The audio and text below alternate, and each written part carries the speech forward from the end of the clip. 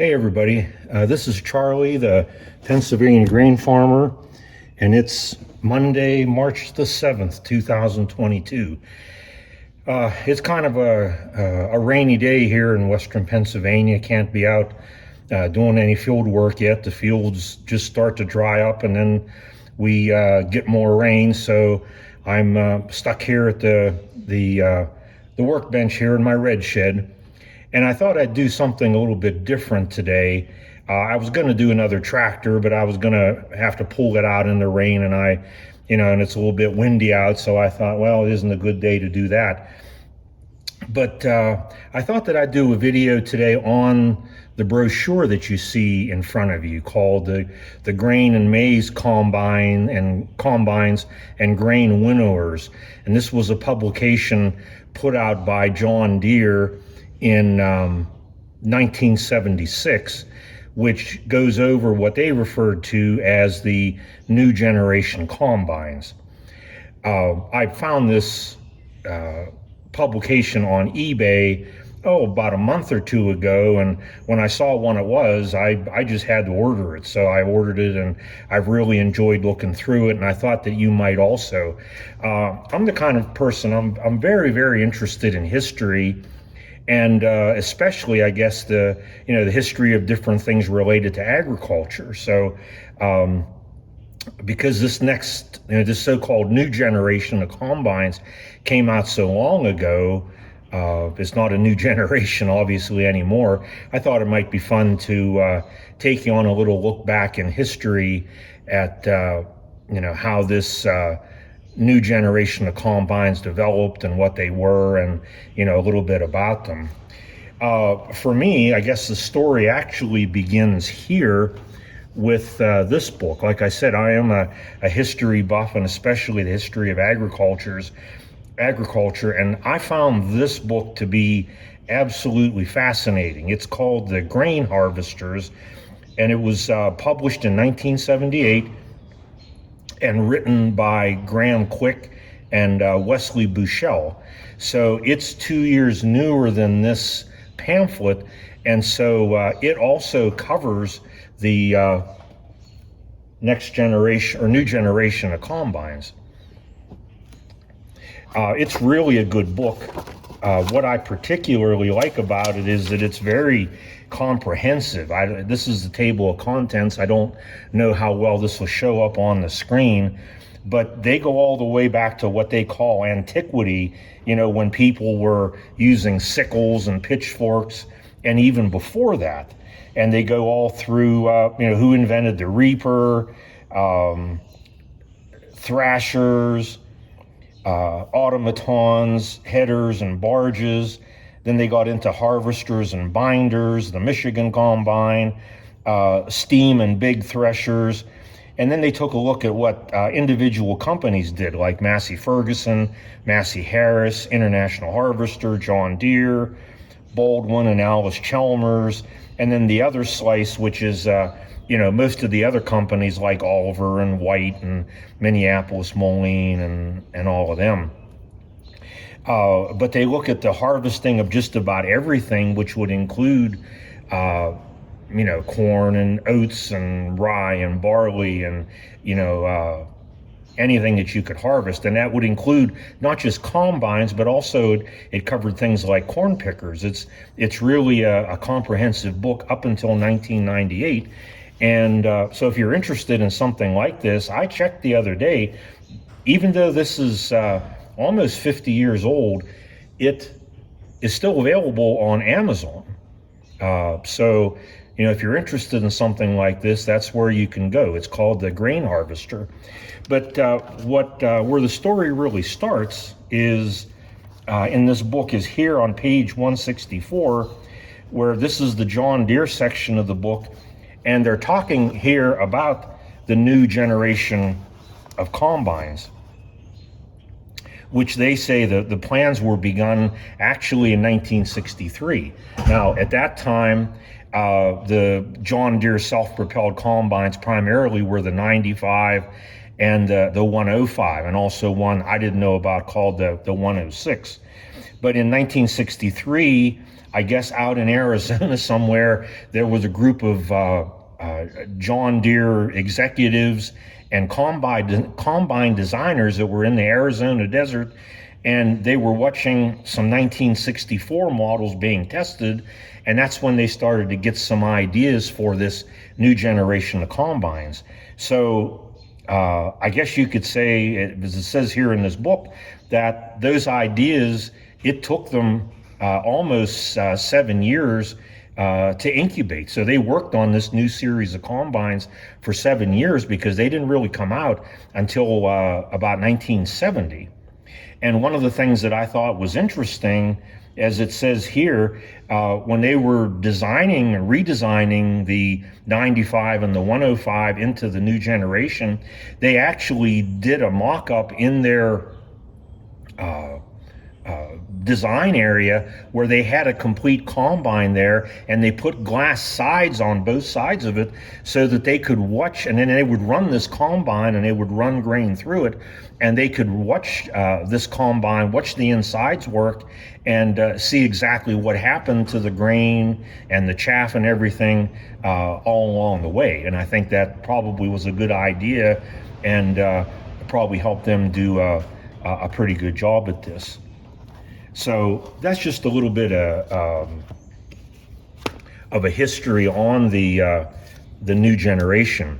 Now, in terms of this pamphlet itself, again, this is copyright 1976, and I'll try to get it, more of it into the picture here. They show you a picture of the 7700 here on the first 2 pages where the table of contents is, because the 7700 was a part of this series. What made up this new generation was the 3300, the 4400, the 7700 or 6600, and the 7700. And they also had a pull type, a 6601, and they also in this pamphlet go over some of the headers. Now, at this time, the row crop headers, like for corn and such, that were primarily being used were the 40 series. Like the corn head on my combine is a 444, and that's a 4-row wide head. In this pamphlet, they're talking about the 50 series, which must have been awfully new, because as you go through this, they don't really have any pictures of it. Any picture of row crops is the 40 series, so I'm guessing the 50 series was just coming out, and so they, wanted to mention that. And so here, before they get into the combines, or as they refer to them as the separators, they look at the heads separately. And what I think is really cute is that they say, now you can choose a John Deere combination of headers and separator right for your grain. So, here they're showing some of the different headers that they had available. This one, according to what I read here, is supposed to be one of the 50 series, but you can't really see the numbers, so I will have to take their word for it. That was a 4-row, and then this is just a plain old 40 series. But the grain platforms that were available were the 200 series, the 213, the 215, the 220. I think they went up to 24 or 26 foot. And then also there was a pickup head that was available. So as you go through this pamphlet and you look at the different combines, they go to great detail, or into great detail on, how many different headers in terms of, the model and the width of it would go with the combine that you were looking at. So as we get into what they refer to as the separators, or the combines themselves, they start with what was at that time the big horse of the line, and that was the 7700. There was no 8800, although 10 years later, when they updated it, they did make an 8820. But at this time, the biggest combine was the 7700. And they say that it's tops in productivity, has a 55-inch cylinder, and there was a choice of two different diesel engines, either a 145 or a 128. And you had two different choices in ground drives and 19 different headers. So between all the different kinds of headers and all the different widths, there were 19 different headers that you could use with this particular combine.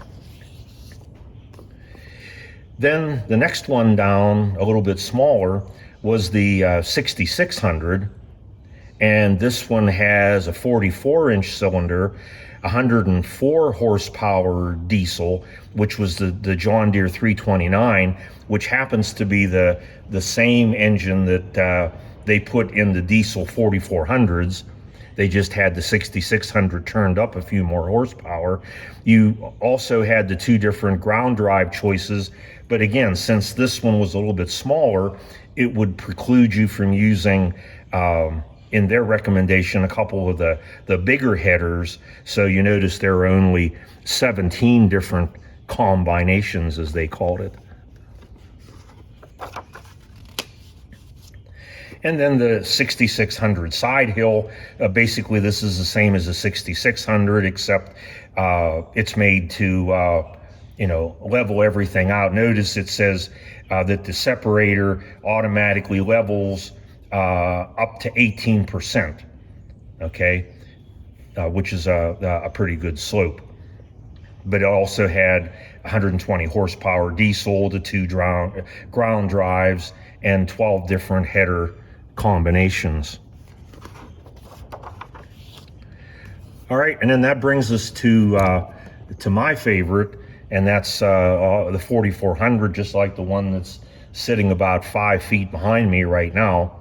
They say it's a top producer in the medium price class. So, back then this was the medium combine, a 38-inch cylinder. It had the same engine as the 6600, that being the 329, but it was turned down to 95 horsepower with a variable speed 4-range ground drive, and that's what my combine has. So it isn't a true hydrostatic, in that you don't start, at the low end and then, gradually just work your way up to top speed, like with one knob. But you have a shifter with 4 forward gears. But once you get into each gear, then you do have a knob that allows you to increase or decrease your speed in that particular gear. Okay, which is, I found to be, extremely useful. And again, notice since this is still yet a smaller combine, that there were only 15 header combinations that they recommended for this. To me, this is really a nice size combine for a farm of my size. I'm farming, about 110 acres here, so I'm not setting the agricultural world on fire, and I really don't need a 9500 or an S670 or something like that. That's why I was so happy to find the combine that I have now.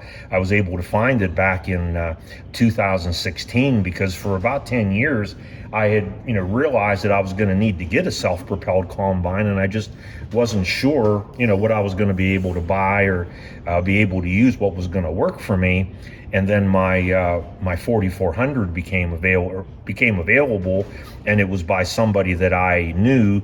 So I was really happy to get it, and so far it's been a really good combine for me, and it's really just the right size. All right, and then the 3300, my good friend soybean farmer will like this one. This was the smallest of the self-propelled combines in this new generation. They say it was the lowest priced, yet a full-fledged new generation combine with a 28 3/4-inch separator. Now this one had a 70 horsepower diesel, so it was about 30 horsepower under the 4400. And again, because this was the smallest combine, you were definitely limited. You probably didn't want to put a 4-row header on here. I mean, that 4-row header is even heavy on my combine, but I think it would take they did make a 2 and I believe a 3-row header that you could use. And in terms of like grain heads, probably a 13-foot would work pretty well. And I think that's what my friend soybean farmer uses. So, that's a nice combine for the smaller farmer. And to me, it's just a shame that they don't make these that size anymore. All right, next up, they go over the one pull type that they had at the time, and that was the 6601. And basically what this is, it's the 6600 combine, just without the cab and the engine. So you would mount the header on there and pull this behind your tractor. Okay, so they were saying that this combine was the teammate for the 100 horsepower 4230 or equivalent tractor to run that. So it would have a 44-inch separator and a choice of 2 headers. I know a lot of the other companies were making combines like this too. Like I believe White had one that was probably about this same size, much bigger than the older pull types that we used to have. All right, then it gets into the 200 series platforms. And basically, these all began with the number 2, and then the second 2 digits basically were the width of the head. So this 224 was the 200 series head that was 24 feet wide. And they show you some of the different features of that. That's not what I have. I have 2 grain heads with my 4400, but they are even older than the 200 series. They were actually the series before that. Mine's referred to simply as the Quick Attach series. And here's the operator's manual from my 2 Quick Attach platforms. I have a rigid head and I have a flex head. Both of them are 13 feet. Some people refer to these as the 100 series, but that's just informally. They were not officially known as the 100 series heads. They were just simply called Quick Attach. And that might be a little bit misleading because even like the 200 series heads, they used the Quick Attach system. So that Quick Attach referred to the quick and easy way that these heads could be attached or detached to or from the combine.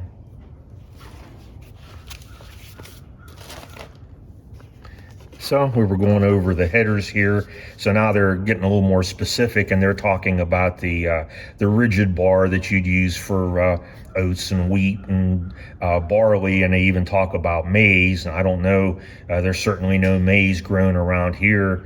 Maybe in some parts of the country that is or was a crop that they did, but I know, we don't do anything with maize in this area.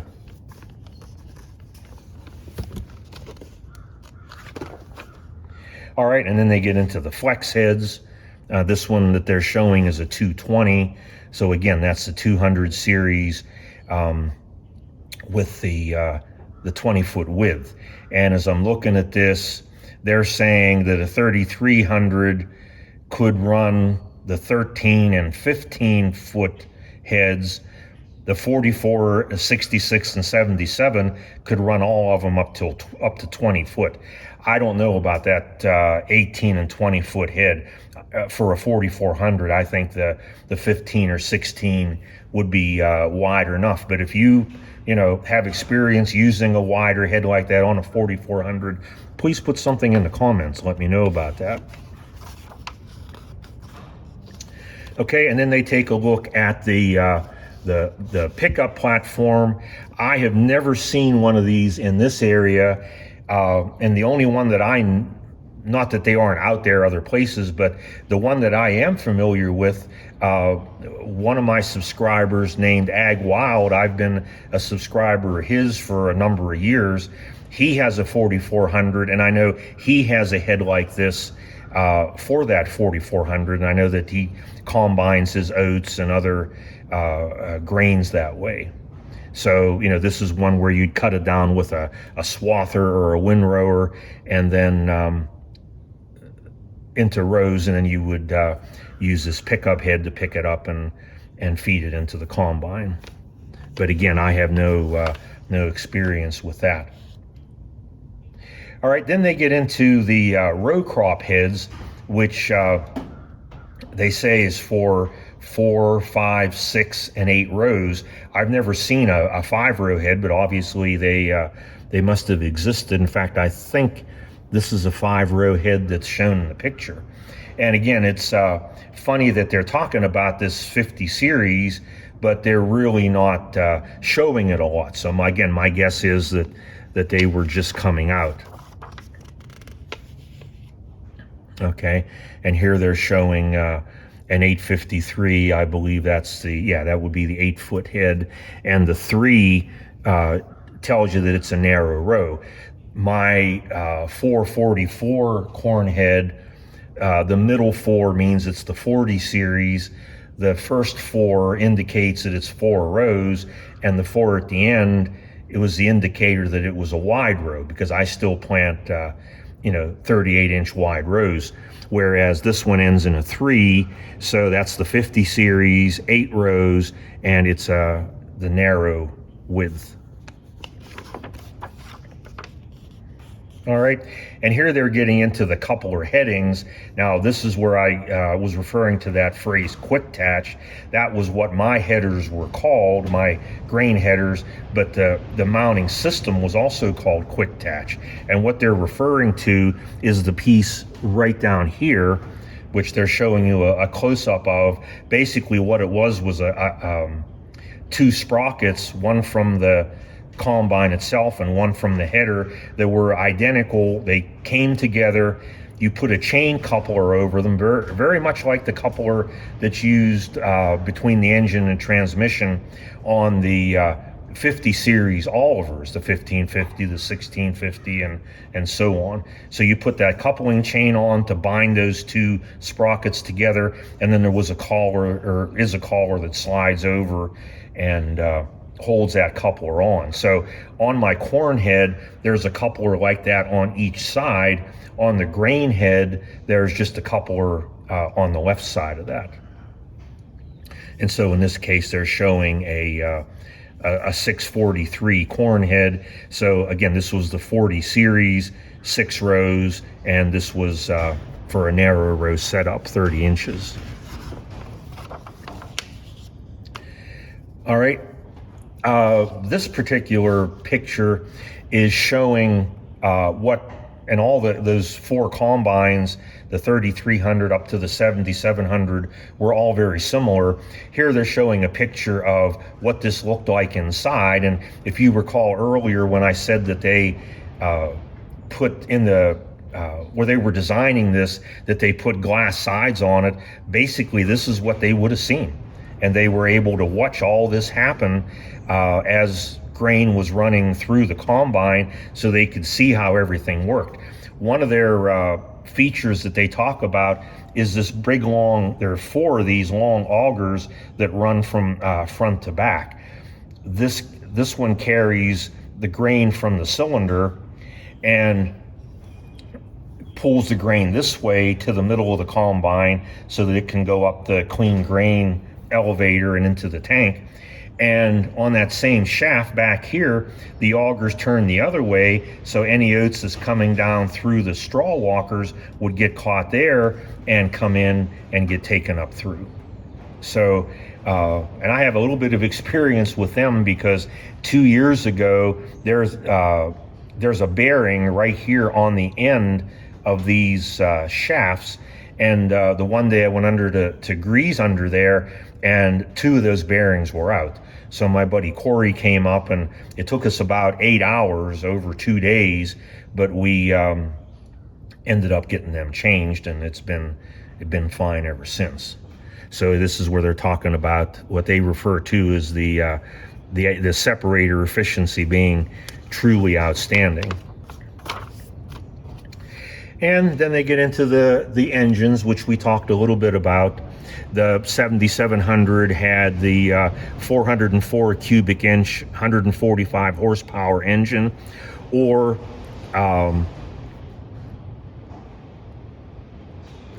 the 404 cubic inch that delivers 128 horsepower. Okay. Then as you work your way down, this is the 329 that's in the 6600 and my 4400, and then the 219 cubic inch diesel, which delivered 70 horsepower in the 3300. So they're taking a look at the different power plants there.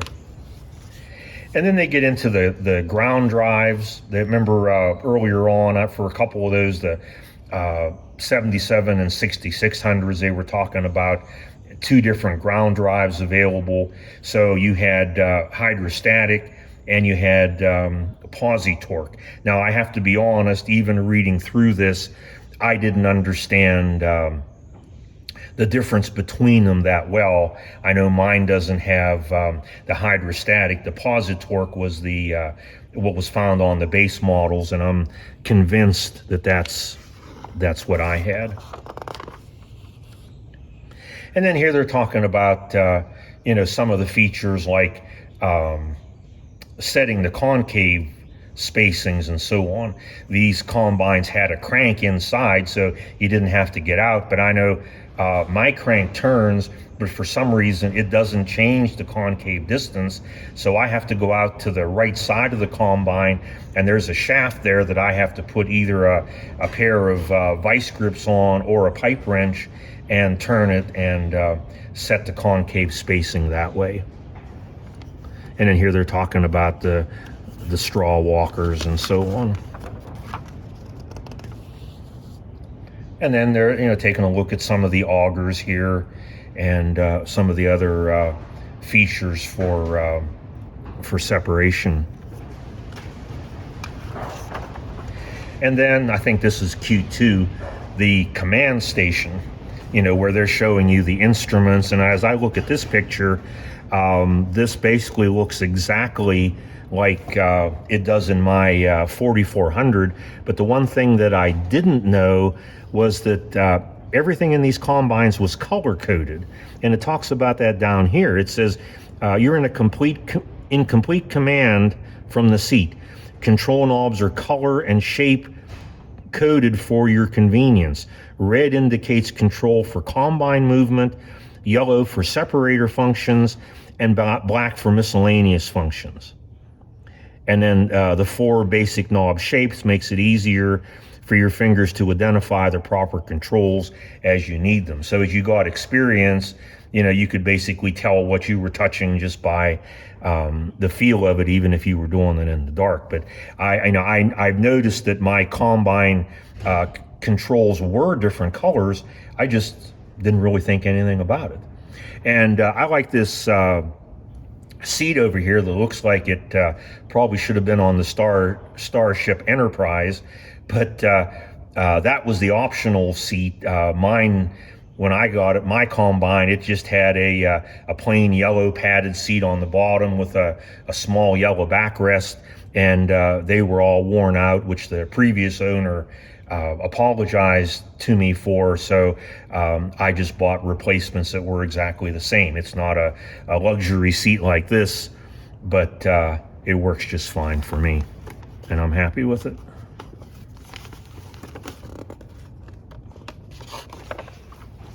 And then they go over some of the accessories here, like the straw chopper, the straw spreader. Some of the combines, I guess you could get monitor lights on it, for the speeds of some of the shafts and things like that. Mine didn't have any of those options on it, so mine was a base model. And I do believe mine was made in the first year of production. They made these combines from 1970 till 79, and I believe mine was made either in 70 or 71, because my serial number is 5299. And if you watch my other video that I did on this combine itself, it doesn't have the original engine. The original engine was gas, and the previous owner swapped that out for a 329 out of another 4400, which he rebuilt before he put in. So back here is a table of specifications for all four of these combines. I know that that's a lot and maybe difficult for you to see. I mean, you could always pause it and maybe you could read it. But what I've done, I've taken a picture of each one of these 2 pages, and I'm going to insert those pictures here so then you can see them bigger. And that way, if you're interested in any of this information, you'll be able to read it. But it covers you know, the separator width and length, the straw walkers, about the augers, the cleaning unit, the engines, the tires, all the capacities, and then miscellaneous like the transport height, overall width and length, and all of those sorts of things.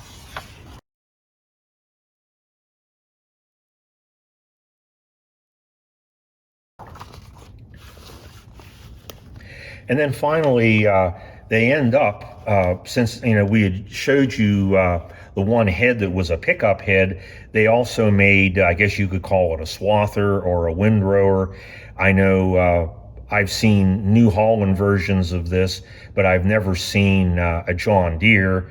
So this was the John Deere 800 that would cut down your grain, put it in a windrow, and then you could use that pickup head that we looked at earlier.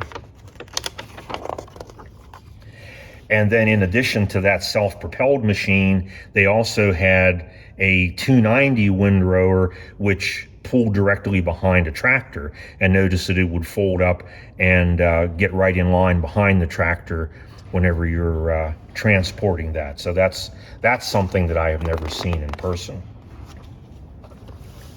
So that's the brochure. Another thing I thought was cute, on the back of this, it says parts service as quick as a flash. And you notice that flash in this case is an abbreviation for something, and that's John Deere's computerized system for fast locating and special handling.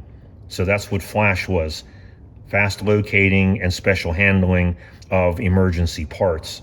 So I haven't owned that many pieces of John Deere equipment, to know if their stuff really comes in a flash, but that's what they were claiming. And by the way, you can see, or maybe you can see down here, this is where the one place where I found the date of it, and it was made in 1976. So that was the story and the brochure on the John Deere new generation combines that were made from 1970 to 79. I hope you found this video interesting. Like I said, I love history, especially farm history, and so if you did, I would appreciate you giving this video a thumbs up, and don't forget to subscribe if you already haven't. If you know someone that might also be interested, I'd appreciate you recommending this video, and I hope to see you back here again. So at this point, this is Charlie, the Pennsylvania grain farmer, saying, see you next time.